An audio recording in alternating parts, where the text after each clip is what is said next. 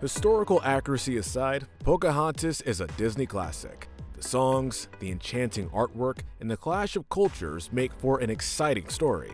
There is also an oftentimes forgotten sequel that expands on that original story, but in this era of uncertainty, greed, fear, and manipulation, who comes out as the most pure character and who ends up being the most selfish and cruel? I'm Brad with Wicked Binge, and this is Pocahontas 1 and 2, Good to Evil.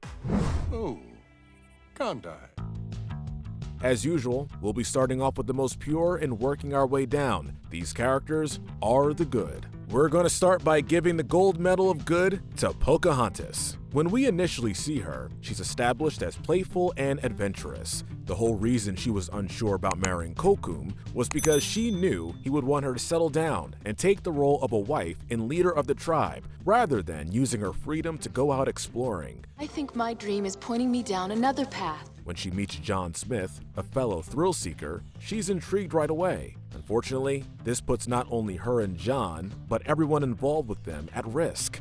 Her sneaking away led to Nakoma sending Kocoum after her, resulting in his death, which in turn led to the near death of John. When she decides to go to England, she just causes John Rolfe problems for most of her stay, not understanding that reputation is everything during that time. She wanted to meet the royal family to speak on behalf of her tribe, but almost played into Radcliffe's plan to paint her and her people in a bad light. You and your people are the barbarians! What? Not to mention, she's still young during these stories. Therefore, she's a bit naive and easily swayed into things. She did try to get John Smith and John Rolfe to see her way of thinking and meet her ideals halfway, but too often she compromises herself due to curiosity and infatuation. We do give her some major hero points for her saving John Smith in the first film, standing up for him by putting her own life on the line. That was a pretty bold move. If you kill him, you'll have to kill me too. And at the end of the day, she's a very brave and heroic Disney princess, which solidifies her ranking. John Smith was the embodiment of the craving of adventure and the recipient of our Silver Medal of Good. He shows almost no fear taking on waterfalls, wildlife, storms at sea, and anything else that we see thrown at this guy. He saves Thomas, leaping overboard to rescue him, and was also a constant encouragement to his fellow settlers. Well, that was refreshing. He was drawn to Pocahontas, simply because he had never come across anyone like her in his travels. When they grew close, John came to realize he had a lot to learn. He came to terms with the fact that while the natives' way of life wasn't what he was used to, it didn't make it worse. He was reluctant to be open about his relationship with the chief's daughter due to knowing how afraid his fellow settlers were of the tribe. I had to see you again. When he did eventually agree to try and talk to the natives himself, he instead had to make the choice to save Thomas once again by taking the blame for Kocoum's death. He loses points for his personality, or lack of one, in the second film, where in the beginning, we were given a deeper character, while the second movie led to John Smith being nothing but a man full of himself and bad puns. Trying to make a point? Next, we'll place Kocoum. This guy really didn't deserve the ending he got. Looking at it from his perspective, he never seemed to catch a break. He just proved himself in battle against a rival tribe and came back thinking he could settle down with Pocahontas, gaining her father's blessing. My daughter, Kocoum, will make a fine husband. He wasn't a bad guy, only wanting to protect his village, as he had been raised to do. When he approached Nakoma to ask about Pocahontas, he was concerned, stating this wasn't the time for her to wander far from the village. He requested Nakoma tell her to stay close, saying she listens to you. It said a lot that he respected their relationship and knew that Pocahontas wasn't one to listen to just anyone. He wasn't going to order her to stay put, because she likely would have done just the opposite. When he went to find her after finding out she was in danger, he reacted as he felt justified. Leave him alone! As far as Kocoum was concerned, here was a colonizer taking advantage of the woman meant to be his bride. From Kocoum's perspective, these invaders had already hurt some of his closest friends, and he wasn't going to let the love of his life be hurt too. And the way he reached out to Pocahontas one last time as he died was pretty sad. Next, we have Thomas. This might be a little conflicting, but whether you like him or not, he was just a scared kid who was trying to make a living. When we see him in the beginning, he's saying goodbye to his family, not knowing if he'll ever see them again. He was picked on for nearly drowning when he fell overboard, and during their first contact with the natives, he wasn't the best with using a gun. Man's not a man as he knows how to shoot. This would be vital later, when he took John's advice on how to shoot and wound up killing Kokum. But hear us out on why we don't see this as evil. Obviously, contextually, this is a very rough part in history, morally speaking, to say the least. But the poor kid was just trying to protect the man who saved his life and took him under his wing. Simply put, he immediately showed regret. When Thomas sees Pocahontas' reaction to her shouting, "He killed him," Thomas was conflicted. He was the only one not swayed when Radcliffe insisted on going to war with the native tribe, showing fear when he was given a weapon again. In the end, he was one of the first to stand up and demand Radcliffe back down, and was the one to tell Pocahontas the awful news of having to take John back to England to heal. Going back is his only chance. While it can't be denied that he worked for an awful man and made mistakes, he proved to be able to rise above and learn from his actions. Nakoma was a friend to Pocahontas, and while she wasn't on screen much, she was a great support. It wasn't that she blindly encouraged Pocahontas in all she pursued and did. In fact, the reason Nakoma gets such a high rank is because she did the exact opposite. She called her out when she thought Pocahontas was being too reckless. Go out there, you'll be turning your back on your own people. She was the one that, while she didn't reveal she knew about John, told Pocahontas to come clean on what was going on. She expressed concern and treated the princess as a sister that needed guidance, which was a great way to show the closeness of not only these two girls, but of everyone in the tribe. Nakoma was also the one to apologize for involving Kokum, feeling guilty over his death, explaining she thought he was the best one to protect her. Next, we have Chief Powhatan, father to Pocahontas and leader of his people. He's always trying to think of the best method to protect and care for those around him. He's loving to his daughter and clearly adored his wife, holding on to the necklace she wore when they were married and passing it on to their child. It was her dream to see you wear it at your own. He was protective and expressed his anger when he found out she was meeting the men he warned the tribe to stay away from, flat out stating it was her fault Kokum was dead. While he had no issue taking out John in front of everyone, we give him points for listening to his daughter and standing down, choosing not to escalate the conflict further. Speaks with the wisdom beyond her years. Grandmother Willow was a strong support for our protagonist, and that isn't just because of her deep roots. While she isn't really an influence in the second film, she's the one Pocahontas goes to for reflection.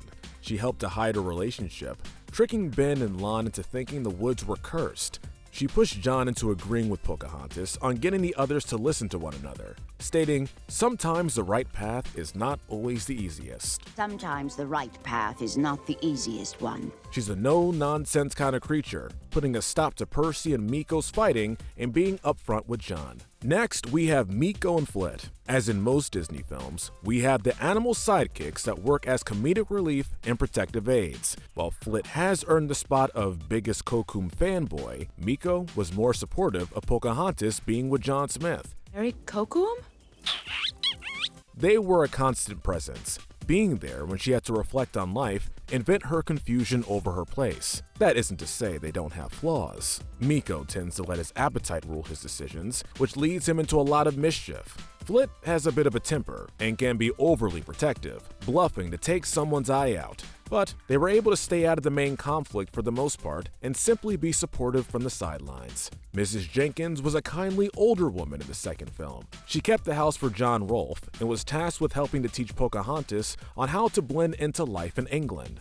While what she did would be horribly offensive by today's standards, we can't place her as evil for that. She did think that it was the only way to get the young native girl to be respected in their society. The entire time, she answered the girl's questions and helped her learn not just how to dress, but how people in England spoke and ate. She also showed a romantic interest in Uttamatamakan and encouraged John Rolfe, falling for Pocahontas, believing love could overcome any obstacle. With the good characters out of the way, we now enter the gray area. Kakata, the wise man, is next. He was a respected member of the tribe, tending to the wounds of those hurt in the conflict and warning the others of the danger that threatened them. He was swept up in the fear that took over after Kokum's death, helping to bless the warriors before they went off to battle. He wasn't a man of ill intent, only wanting his loved ones to be safe. Queen Anne was not given much time in the second movie, but for the time we do see her, she's almost motherly towards everyone. She's suspicious of Radcliffe's intentions,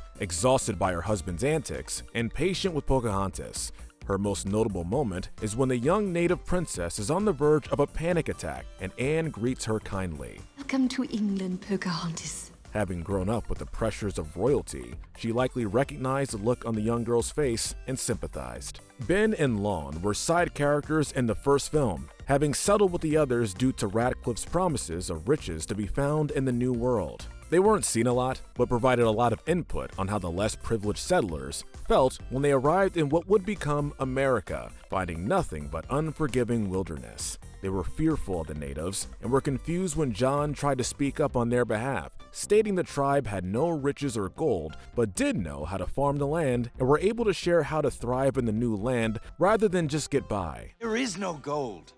No gold? In the final conflict, Ben and Lon stood by Thomas to challenge Radcliffe and insist that no one needed to fight. John Rolfe was the eventual love interest in the second feature. He wasn't the adventurer that John Smith was, but was a regarded member of his community. He was tasked with helping Pocahontas settle in and learn how to approach the king and queen on her people's behalf. I promise I will arrange for you to see the king. He did think it was the appropriate way to teach her how to act and look. By the end of the film, he became more willing to hear things from the princess's perspective, seeing for himself how much she had to fight against when it came to Radcliffe painting her people as savage. Adamadamakon was the man sent to accompany Pocahontas to England. Cut a notch in this staff for every pale face you see. A man of very few words, he was known for his stern features and towering frame. He gained a lot of attention from the women he was around due to his, what they saw as, exotic nature. He eventually is hinted as having a relationship of sorts with Mrs. Jenkins, but the reason we have to rank him low is that he doesn't do much as far as the conflict goes. Come on, Ote.